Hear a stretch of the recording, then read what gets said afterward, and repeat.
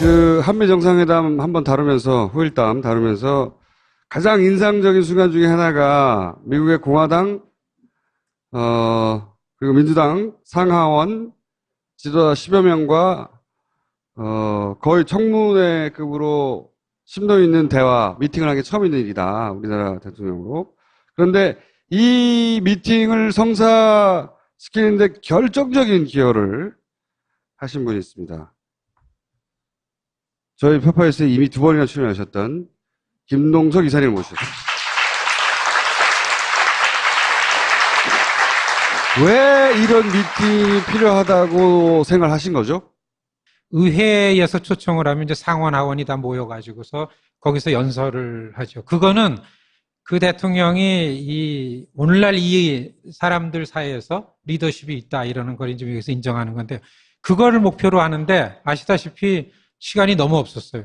그래서 우리가 참 발빠르게 우리 한인 밀집 지역 지역구 있는 의원들한테 편지를 다 보내기 시작했죠.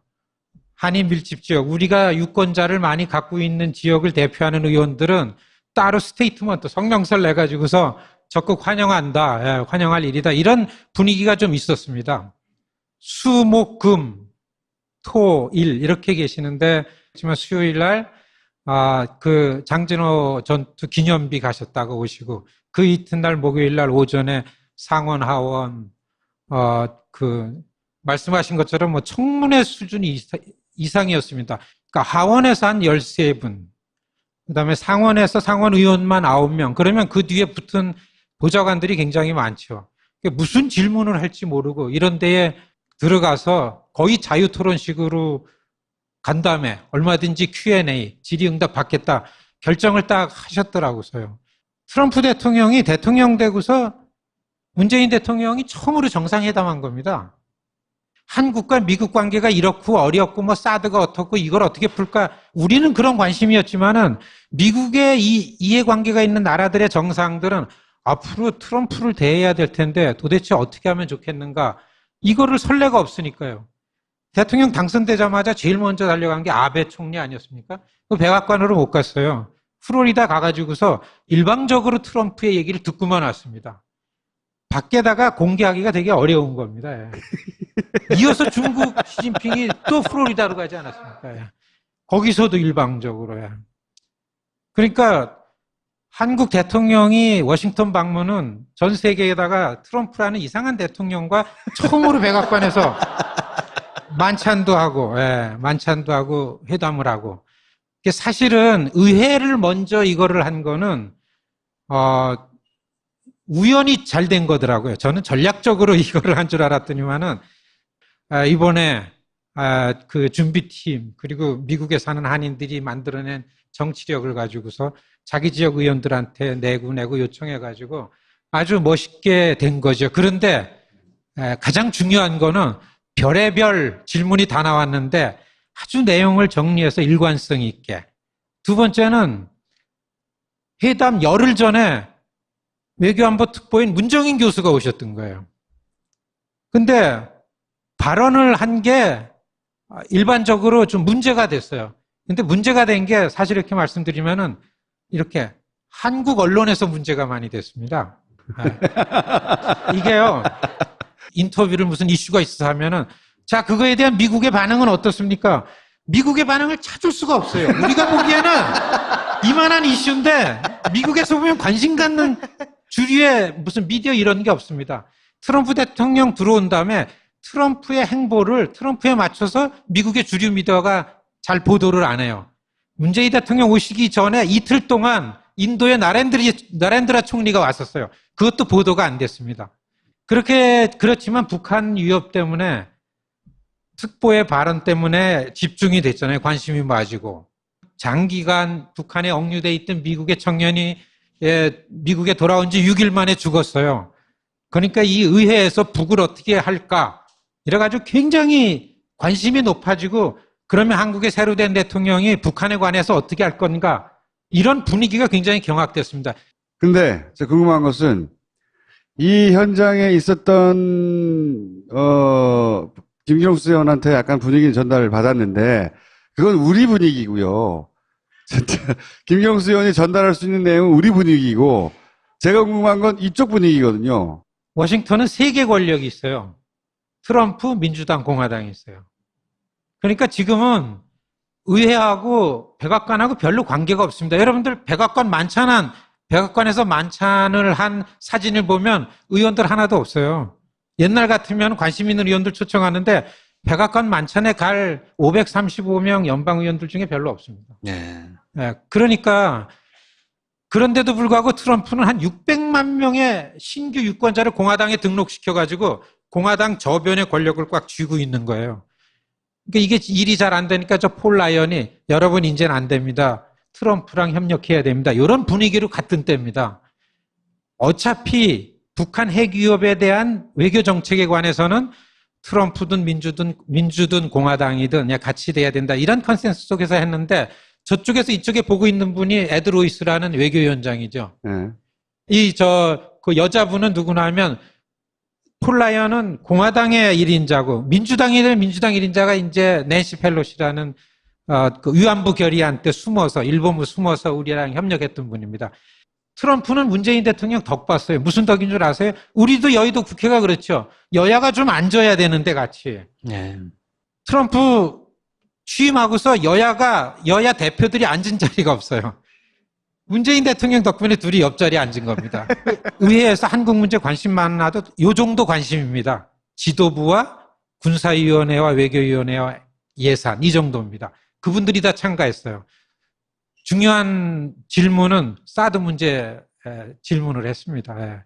그렇게 얘기해줘서 고맙다라는 것을 새 의원한테서 얘기를 들었습니다. 여러분 내가 촛불로 대통령이 됐는데 촛불은 국민 참여 직접 민주주의 방식인데 야, 미국이 가르쳐준 거 아니냐. 그렇게 가르쳐준 민주주의 방식에서 문제를 제기한 한국의 국민들이 사드가 어떻게 들어오는지 좀 절차를 알려고 그러는데 이 프로세싱을 알려고 그러는데 그걸 알려줘야 되지 않느냐. 이런 내용으로다가 이렇게 저렇게 답변을 하신 거 그거를 듣고서 다 고개 끄덕이 고맙다. 이런 얘기를 하고 이 회담이 끝난 다음에 제가 살고 있는 지역에 한인들 유권자가 한 결집돼서 움직이는 게 한 15,000명 되잖아요. 중요하잖아요. 그러니까 오히려 나는 문재인 대통령이 좋은 분이고서 미국에 유리하다라는 거를 이런 스테이트먼트 내가지고 미국 의회에 기록을 하고서 우리한테 보내줬습니다. 문재인 대통령이 이제 거기 가서 교민들하고 만났잖아요. 교민들이 문재인 대통령을 받아들이는 정도, 반응, 혹은 뭐 교민사회의 리액션이 이전과 차이점이 있나? 미국에 있는 한인 동포사에서도 촛불도 있고 태극기도 있었습니다. 우리 눈에 보일 때 태극기가 한 8대2로 우세했던 것 같습니다. 오히려. 네, 근데 그 이유가 뭐냐면 미국에 가서 오래된 분들이 문재인 그러면 이렇게 금방 확인도 안 해보고 갖고 있는 내용물들이 있어요. 빨갱이. 예. 정상회담 이전까지는 굉장히 그 우려감이 많죠. 이게 무슨 좋아한다 싫어한다가 아니라 오래된 미국 백인들의 시각으로 고착화되어 있기 때문에 그렇게 보여줄 수밖에. 그런데 한국이랑 마찬가지로 좀 영에이지들, 젊은 층들은 이제 그렇지 않죠. 이 정보를 다 공유하니까 이게 아주 그냥 열광적이죠. 그리고 이전의 대통령하고 다르게 굉장히 일반 대중들을 특히 동포들을 대하는 이런 분위기가 너무 다르잖아요. 어떻게 잘합니까? 뭐 가다가 차 세워놓고 나와가지고 만나고 갑자기 뭐 문 열고 막 옛날 대통령들 오면 딱 짜여진 대로 경호하는 대로 열렬한 지지자가 있어도 얼굴도 못 보고 그렇지 않습니까? 또 뭐 동포들 모아가지고 환영회를 한다 하면은 각 동네에서 선발된 사람들 모아가지고 그리고서 이전의 대통령들은 미국에서 이렇게 출세한 한 10명 뭐 고급 호텔에 막아지고서 자랑스럽습니다. 뭐 이렇게만 해왔었는데 이민 1세대들 되게 우려를 많이 하셨던 분들은 방미 이후에 그런 우려들이 좀 가셨나요? 미디어를 통해서 정상회담, 미국이 새로운 대통령을 어떻게 생각하느냐라는 부분들이 기존에 우려했던 것보다 다르게 나오니까 좀 안도했죠. 그렇지만은 여러분들 아시겠지만은 우리가 무슨 진짜 사실을 보고 판단합니까? 하고 싶었던 시각을 가지고 그러니까 미국에서는 태극기는 아직 태극기 있는 것 같아요. 여기도 있을지 모르지만은. 사실 독일도 그랬다고 하더라고요. 독일 이번에 갔다 왔는데 들은 후일담 중에 하나는 독일의 1세대라고 하면 광부, 간호사. 박정희 시절에 갔던 사람이거든요. 원래 이민을 가면 자기가 이민 왔을 때 한국을 인식하는 세계에서 멈춰요. 대부분. 70년대 가면 70년대 방식으로 한국을 바라보고 멈추거든요. 그분들과 그 이후에 유학생들이 가서 거기 자리 잡고 그 교민이 된 이 두 교민 사회가 전혀 교류 없이 완전히 떨어져서 극단적으로 바라봤는데 이번에 방문으로 양쪽으로 또 열렬히 환영을 받았다. 그런 얘기를 들었는데 미국 사회도 이렇게 이제 갈라져 있는 게 확연히 있군요. 태극기와 촛불이. 많이 달라졌다. 그래도 한인들이 모여 사는 커뮤니티의 이 여론 주도층은요, 한 50대 후반과 60대 중반까지가 주도하고 있기 때문에 우리 눈에는 태극기가 많게 보이는데, 사실 들춰보면은 태극기와 촛불 간의 무슨 이런 그 싸움 이런 거보다는 미국에 사는 한국 사람들이 한미 관계가 평안하고 안정돼야 될 텐데, 미국과의 관계가 좋아야 될 텐데, 미국 쪽 입장에서 보면은 백인들 시각에서 보는 부분들이 있죠. 그런데 이런 거는 요즘에 알고 합니다. 한국이 미국에 아쉬운 것만큼 미국도 한국에 더 많이 아쉽다. 그러니까 한국도 할 얘기는 제대로. 의원들은 그렇게 생각합니다. 야, 왜 한국의 정치인들은 와서 자꾸만 미국의 생각이 어떠냐 물어만 보냐. 자기네 주장은 하지 않고. 이전 정부하고 이 현 정부가 대미 전략을 세우는데 차별해야 될 게 있어요? 미국은 국민 참여 시스템이 잘 돼 있기 때문에 어떠한 현안이 있으면 자기를 대표하는 정치인을 통해서 갖고 와야 이게 제대로 전달이 되지. 우리 현안이 이것다 백악관 웹사이트에 뭐 우리가 클릭해서 올려라. 이거 약발 없어요. 새로 구성된 한국 정부의 입장이나 정책을 얘기하려면 의회는 금방 안 바뀌니까 의회를 움직이는 거는 공공외교의 분야입니다. 예. 지금은 미국의 이해관계에 있는 나라들이 다 자국계 시민들을 정치 세력화하는 데 경쟁적입니다. 우리가 그런 거거든요. 앞으로 우리 한국 새 정부가 미국 관계에 있어가지고 외교부에만 의존할 게 아니라 이 관계의 폭을 좀 넓히고 두텁게 하고, 그리고 이런 다양화시켜서 이런 부분들이 이번 정부에는 또 한 가지는요, 여러분들 그런 말씀들을 좀 해주셔야 됩니다. 워싱턴 내의 한반도 전문가들이 한국에 관해서, 한반도에 관해서 북한 핵위협이 나오면은 그 주류 미디어가 한반도 전문가들을 막 불러가지고 이제 인터뷰를 하잖아요. 브루킹스 연구소라든지 이렇게 좀 이 진보적인 싱크탱크 안에도 한반도 전문가만은 이상하게 보수 강경한 입장을 갖는 사람들만 있고, 이게 굉장히 큰 문제인데 어떻게 해서든지 이 공공외교가 확대되면은 다양한 의견을 갖고 다양한 관점에서 한반도 북한 핵을 바라볼 수 있는 이런 그 전문가들이 좀 워싱턴에 상존하도록. 사실 제일 위험한 건요, 트럼프 대통령이 궁지로 막 몰리는 게 좋은 현상이 아닙니다. 저거 이상한 사람이 나와 있는데 빨리 바뀌면, 트럼프 대통령이 쓸 카드 중에서 자기 정치적 입지를 좀 바꿔보려는 카드 중에 하나는 이런 거죠. 예. 미국의 여론을 딴 데로 이렇게 돌릴 수도 있다라는 카드. 이게 항상 위협이 나올 때는 이런 게 나옵니다. 그렇기 때문에 이 끊임없이 우리 스트레스는 워싱턴의 여론을 주도하는 한반도 관련한 여론 주도층에 다양한 의견들이 들어가도록 하는 게 다급하고 시급한 일이다. 이런 말씀을 곁들여 드리겠습니다. 자, 언제까지 계십니까, 한국에? 사실 온 거는요, 매년 7월 마지막 주에 미 전역에 있는 한인 동포들 700~800명을 모읍니다. 그래가지고 오면은 자기 지역 의원들을 다 찾아다니고, 그리고 하루 저녁 자기 지역 의원들을 의사당 바깥으로 나오는 컨퍼런스를 합니다.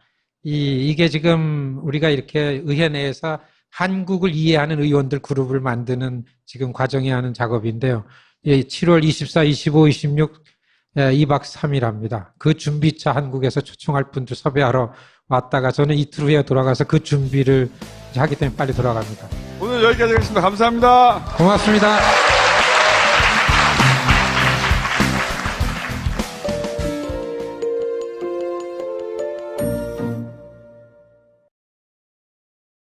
한국 대통령이 워싱턴 방문은 전 세계에다가 트럼프라는 이상한 대통령과 처음으로 백악관에서 만찬도 하고, 만찬도 하고, 회담을 하고. 이게 사실은 의회를 먼저 이거를 한 거는, 우연히 잘 된 거더라고요. 저는 전략적으로 이거를 한 줄 알았더니만은, 이번에, 그 준비팀, 그리고 미국에 사는 한인들이 만들어낸 정치력을 가지고서 자기 지역 의원들한테 내고 요청해가지고 아주 멋있게 된 거죠. 그런데 가장 중요한 거는 별의별 질문이 다 나왔는데 아주 내용을 정리해서 일관성 있게. 두 번째는 회담 열흘 전에 외교안보 특보인 문정인 교수가 오셨던 거예요.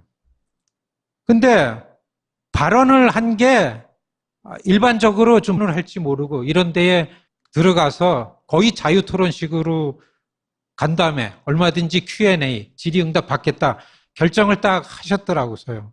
트럼프 대통령이 대통령 되고서 문재인 대통령이 처음으로 정상회담한 겁니다. 한국과 미국 관계가 이렇고 어렵고 뭐 사드가 어떻고 이걸 어떻게 풀까? 우리는 그런 관심이었지만은 미국의 이 이해관계가 있는 나라들의 정상들은 앞으로 트럼프를 대해야 될 텐데 도대체 어떻게 하면 좋겠는가? 이거를 선례가 없으니까요. 대통령 당선되자마자 제일 먼저 달려간 게 아베 총리 아니었습니까? 그 백악관으로 못 갔어요.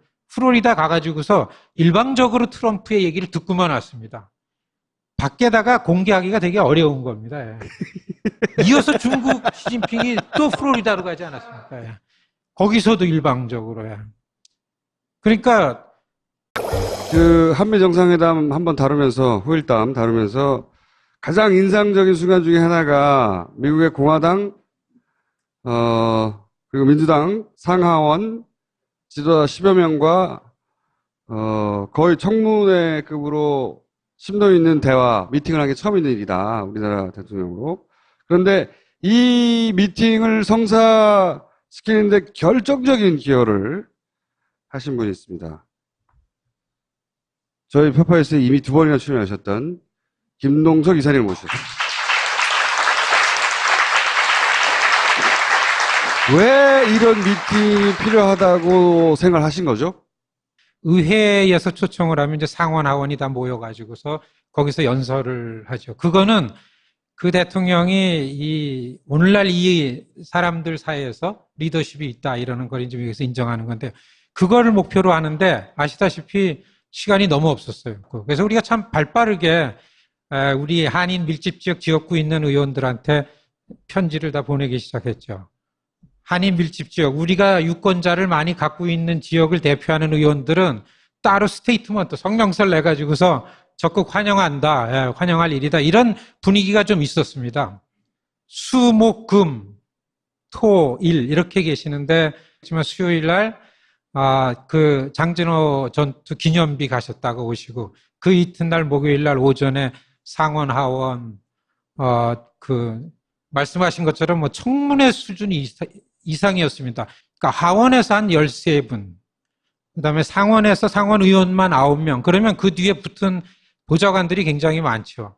무슨 질문 문제가 됐어요.